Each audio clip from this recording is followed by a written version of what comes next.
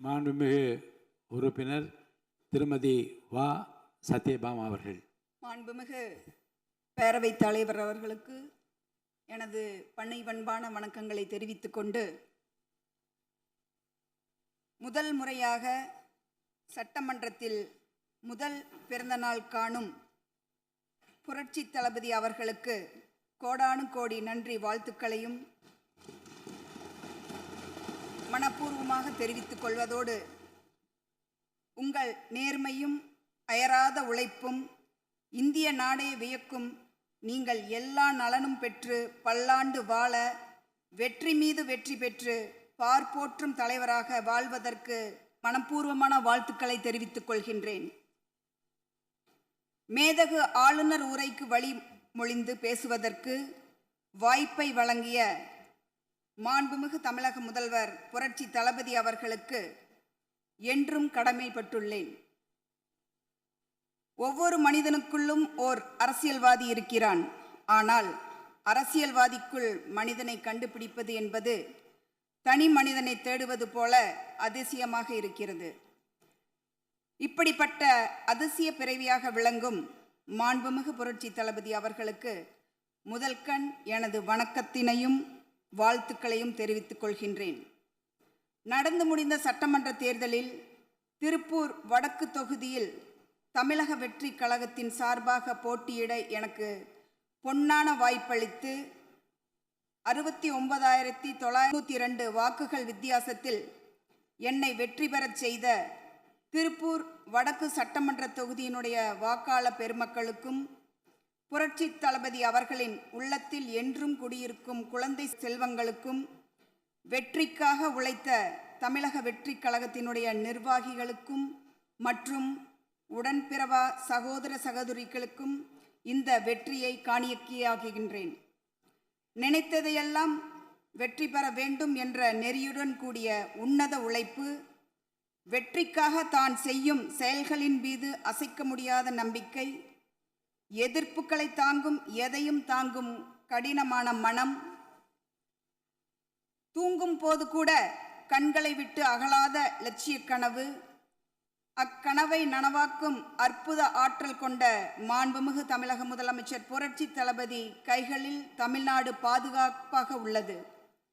கூட்டணி ஆட்சி தத்துவத்தின் இலக்கணமாக திகழும் தமிழக அரசு கடந்த 74 ஆண்டுகால தமிழ்நாடு அரசியல் வரலாற்றில் ஆட்சியிலும் பங்கு, அதிகாரத்திலும் பங்கு என்பதை என்றும் யாரும் சாதிக்க முடியாததை செய்து காட்டியவர் நமது மாண்புமிகு வெற்றி தளபதி அவர்கள்.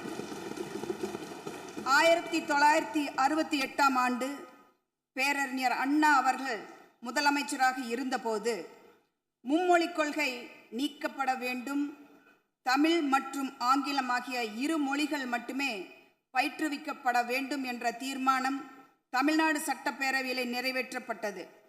அன்று முதல் இன்று வரை தமிழ்நாட்டில் இருமொழிக் கொள்கையே கடைபிடிக்கப்பட்டு வருகின்றது. இருமொழிக் கொள்கை என்பது தமிழ்நாட்டு மக்களால் என்றும் ஏற்றுக்கொள்ளப்பட்ட ஒன்று என்ற சூழ்நிலையில் அதனையே மாண்புமிகு முதலமைச்சர் தொடர்ந்து கடைபிடிக்கும் தீர்க்கதரிசியாக உள்ளார்கள்.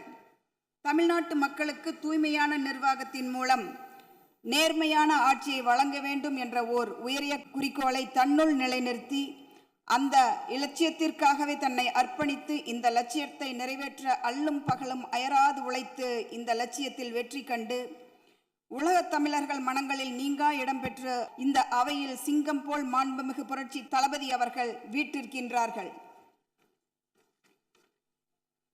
முன்னாள் அமெரிக்க ஜனாதிபதி ரொனால்ட் ரீகன் அவர்கள் கூறிய ஒரு வாசகம் இங்கே குறிப்பிட விரும்புகின்றேன். சிறந்த தலைவர் என்பவர் பெரிய காரியங்களை செய்பவர் மட்டுமல்ல, மக்களை அதைவிட பெரிய காரியங்களை செய்ய வைப்பவரே சிறந்த தலைவர் என்றார். சவாலான நிதி நெருக்கடியின் பொறுப்பேற்ற மாண்புமிகு முதலமைச்சர் அவர்கள் முதல் 3 உத்தரவுகளாக மின் கட்டணத்தினை குறைத்திடும் விதமாக அரசிற்கு ஏற்படக்கூடிய 1730 கோடி ரூபாய் செலவில் 2 மாதங்களுக்கு 500 யூனிட் வரை பயன்படுத்தும் வீடுகளுக்கு 200 யூனிட் மின்சாரம் இலவச மின்சாரம் வழங்கி அனைவரின் உள்ளங்களில் நிறைந்து வாழ்கின்றார்கள். மாநிலத்தில் அனைத்து மாவட்டங்களிலும் போதைப்பொருள் தடுப்பு சிறப்பு படையினை உருவாக்கும் மற்றும் பெண்கள் குழந்தைகளின் பாதுகாப்பிற்காக சிங்கப்பெண் சிறப்பு அதிரடிப்படையினை ஏற்படுத்தவும் ஆணையிட்டிருக்கின்றார்கள். மேலும் வழிபாட்டு தலங்கள், கல்வி நிறுவனங்கள் மற்றும் பேருந்து நிலையங்களுக்கு அருகில் 500 மீட்டர் தொலைவில் அமைந்திருந்த 717 மதுபான சில்லறை விற்பனை கடைகளை மூடி இதுவரையிலும் யாரும் செய்ய துணியாத சாதனையை படைத்திருக்கின்றார்கள்.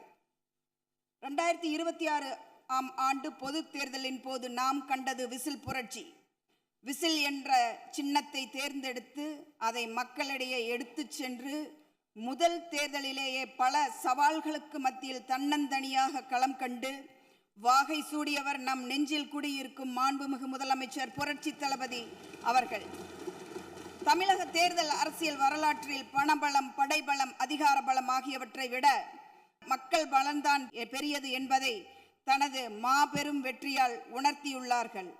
மாண்புமிகு தமிழக முதலமைச்சர் புரட்சி தளபதி தலைமையில் அரசு பொறுப்பேற்றவுடன் தமிழ்நாட்டில் உள்ள ஏரிகள், குளங்களில் படிந்துள்ள வண்டன் மண்ணை விவசாயிகள், மண்பாண்ட தொழிலாளர்கள் மற்றும் தனிநபர்களின் வீடு உபயோகங்களுக்கு விலையில்லாமல் வழங்குவதற்கு அனுமதி அளிக்கப்பட்டதற்கு பொதுமக்கள் அனைவரும் பாராட்டு மற்றும் வாழ்த்துக்களை கூறி வருகின்றார்கள்.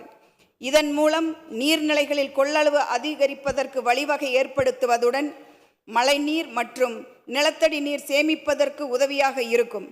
இத்திட்டமானது மண் வளத்தை மேம்படுத்தி அதன் மூலம் வேளாண் உற்பத்தி திறனையும் அதிகரிக்கும்.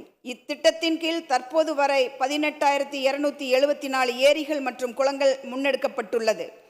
விவசாயிகள் இதை பெரிதும் வரவேற்றுள்ளார்கள்.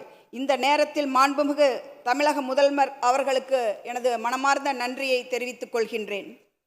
இயற்கை வளங்களையும் சுற்றுச்சூழல் சமநிலையையும் பேணிக்காக்கும் வகையில் ஒரு விரிவான நிலையான சுற்றுலா கொள்கை வகுக்கப்பட்ட போது பொதுமக்கள் பாதுகாப்புடன் மகிழ்ச்சியுடன் இருப்பதற்கு உதவுவதோடு உலக நாட்டு சுற்றுலா பயணிகள் பாராட்டும் வகையில் அமைத்து தந்த நம் தமிழக முதலமைச்சர் அவர்களுக்கு மனமார்ந்த வாழ்த்துக்களும் பாராட்டுக்களும் தெரிவித்திருக்கிறார்கள்.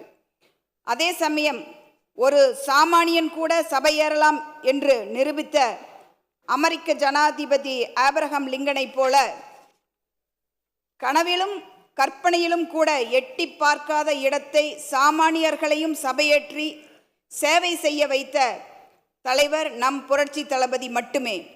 ஒவ்வொரு சமூகத்திற்கும் உரிய அளவு பிரதிநிதித்துவம் கிடைப்பதே உண்மையான சமூக நீதி என்பது தமிழக அரசின் அடிப்படை கொள்கை.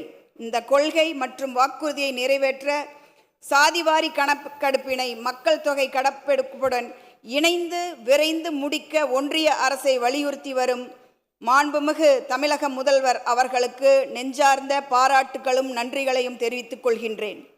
நம் தமிழ்நாட்டில் தொழில் வளர்ச்சியை மேம்படுத்தும் வகையில் பல நிறுவனங்கள் தொழில் தொடங்குவதற்கான நடைமுறைகளை எளிமைப்படுத்தப்பட்டு தொழில் தொடங்க தேவையான ஒற்றைச்சாள நடைமுறையில் நடவடிக்கைகளை முன்னெடுப்பதின் மூலம் பாதுகாப்பான தொழில் தொடங்க ஏற்புடையதாக மாற்றிய மாண்புமிகு புரட்சி தளபதி அவர்களை தொழில் முனைவோர் நன்றியையும் பாராட்டுகளையும் தெரிவித்துக் கொள்கின்றார்கள்.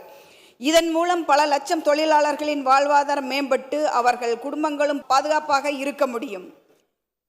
திருப்பூர் பின்னலாடை தொழில் இந்தியாவில் ஜவுளி மற்றும் ஆடை ஏற்றுமதி துறையின் முக்கிய தூணாக விளங்கி வருகின்றது. மாவட்டத்தின் தொழில் வளர்ச்சி மற்றும் தொழிலாளர்களின் நலன் தொடர்பாக பல்வேறு முக்கிய பிரச்சனைகளை மற்றும் எதிர்கால வளர்ச்சிகள் குறித்து மாண்புமிகு பேரவைத் தலைவர் அவர்களின் வாயிலாக தமிழகத்தினுடைய முதலமைச்சர் புரட்சி தளபதி அவர்களுக்கு கனிவோடு சமர்ப்பிக்கின்றேன். தங்களது சீரிய ஆட்சியில் தங்களின் வழிகாட்டுதலுடன் தமிழ்நாடு மாபெரும் வளர்ச்சியடைந்து திருப்பூர் பின்னலாடை தொழில் மென்மேலும் முன்னேற்றமடைந்து திருப்பூர் மாவட்டத்தின் பொருளாதார முன்னேற்றத்திற்கும் வேலை வாய்ப்பு உருவாகுவதற்கும் பெரும் பங்களிப்பை வழங்கி திருப்பூரை இந்தியாவின் முன்னணி நிலையான ஜவுளி மற்றும் ஆடை உற்பத்தி மையமாக மாற்றும் என்ற நம்பிக்கை புரட்சி தளபதி ஒருவரால் தான் முடியும். முக்கியமாக புலம்பெயர் தொழிலாளர்களுக்கான தங்குமிடம் தரமான வசதியுடன் கூடிய உருவாக்கி தர வேண்டும் என்று அன்போடு திருப்பூரை தலைமையிடமாக கொண்டு பின்னலாடைய வாரியம் நிட் போர்டு அமைத்து தர வேண்டும் என்பதையும் கவனத்தில் கொண்டு சிறுபான்மையினரின் அரணாக திகழும் மாண்புமிகு முதல்வர் அவர்கள் சமூக நீதியை காப்பதில் 69% இட ஒதுக்கீட்டை முயற்சிகளை மேற்கொண்டு உரிமைகளை நிலைநாட்டும் உரிமையான மதசார்பற்ற சமூக நீதியாகவும் இருக்கின்றார்கள். இந்தியாவிலேயே பின்னலாடை தொழில் ஏற்றுமதியின் முதல் நகரமாக சேர்ந்து விளங்கும் திருப்பூர் நகரம் அந்நிய செலாவணியை ஈட்டித் தருவதில் ஒரு மாபெரும் தொழில் நகரமாக இருந்து வருகின்றது. இங்கு தொழிற்சாலைகளால் வெளியேற்றப்படும் சாயக்கழிவுகளால் உள்ள உப்பு சுமார் 1.5 லட்சம் டன் அப்புறப்படுத்தும் சூழ்நிலை ஏற்பட்டுள்ளது. இதனால் மக்களுக்கு ஏற்படும் சுகாதார கேட்டினை தடுக்கும் வகையில் இங்கு உள்ள குப்பைகளை அகற்ற தனியாக ஒரு மையம் அமைத்தால் சுகாதார சீர்கேடு ஏற்படாது என்பதை மாண்புமிகு முதலமைச்சர் அவர்களின் மேலான கவனத்திற்கு சமர்ப்பிக்கின்றேன். அதேபோல அத்திக்கடவு அவனாசி திட்டத்தில் 2ஆம் கட்ட பணிகளை நமது ஆட்சியில் தொடங்கி நிறைவேற்றி தந்தால் விவசாயிகள் மிகவும் மகிழ்ச்சி அடைவார்கள். நாள்தோறும் திருப்பூர் நகரத்திற்கு தொழில் சார்பாக 5 லட்சம் மக்கள் வந்து செல்கின்றார்கள். இந்த நகரத்தில் அமைந்துள்ள சாலைகள் குறுகலாகவும் பராமரிப்பின்றியும் இருப்பதால் மக்கள் மிகவும் சிரமப்படுகின்றார்கள். இந்த சாலைகளை நெடுஞ்சாலைத்துறையின் மூலம் அகலப்படுத்தி செம்மைப்படுத்தினால் தொழில் சம்பந்தமாக வந்து செல்வோர் சிரமமின்றி செல்வார்கள் என்று பொதுமக்கள் வேண்டுகோள் வைத்துள்ளார்கள் என்பதை மாண்புமிகு தமிழக முதலமைச்சர் அவர்களின் கனிவான பார்வைக்கு சமர்ப்பிக்கின்றேன். இந்தியாவிற்கே தமிழகம் ஒரு முன்னோடியாக திகழ வேண்டும் என்ற சிந்தனையோடு விளையாட்டின் ஆற்றலை ஊக்கப்படுத்தும் நோக்கத்தில் ஒலிம்பிக் உயர்திறன் மையங்கள் அமைக்க நடவடிக்கை மேற்கொண்டு அதற்காக உலக தரத்திலான பயிற்சி, உட்கட்டமைப்பு, செயல்திறன், பகுப்பாய்வு என முழுமையான விளையாட்டை மேம்படுத்தி இளைஞர்களின் வாழ்க்கைக்கு ஒளிவிளக்காக விளங்கும் மாண்புமிகு புரட்சி தளபதி அவர்களுக்கு இளைஞர்கள் கோடானு கோடி நன்றியை தெரிவித்துக் கொள்கின்றார்கள். இங்கு எல்லோரும் எல்லாமும் பெற வேண்டும், இங்கு இல்லாத நிலை உருவாகிட வேண்டும் என்ற வரிகளுக்கேற்பவும் ஜாதி, மதம், மொழிகளுக்கு அப்பாற்பட்டு சமூக கொள்கை நிலைநாட்டுவதில் உறுதுணையாகவும் இருக்கும் நமது வெற்றி தலைவர் புரட்சி தளபதி அவர்களுக்கு நாம் என்றும் உறுதுணையாக இருப்போம். பிறப்பது ஒரு முறை, வாழ்த்தட்டும் தலைமுறை. தங்கள் பிறந்தநாள் இந்த நல்நாளில் வாழ்த்த வாய்ப்பு கிடைத்ததை பெருமையோடு வணங்கி நன்றியை தெரிவித்துக் கொண்டு விடைபெறுகிறேன். நன்றி.